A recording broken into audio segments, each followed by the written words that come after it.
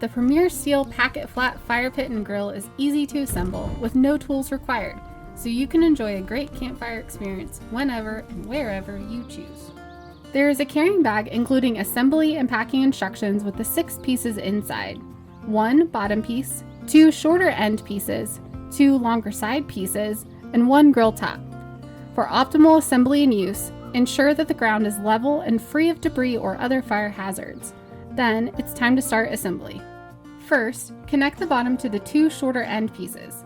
Make sure the legs of the end pieces are facing inward and connect the bottom piece tabs into the lower 2 slots of the end piece. Repeat with the opposite end. Next, with flange facing outward, slide 1 longer side piece into the angled slots of the end pieces. It slides in much easier if you first stand the longer side piece straight up on the sides. Then, using the handle, slide the larger panel toward the outside and let the slots catch the panel. It should then slide into place. Ensure that the pieces are fully seated before continuing. You'll be able to see the top edge of the end piece at the corners when it is fully seated. Then repeat with the other side. Now, you're ready to place the grill top, which sets easily into the 2 end pieces as shown.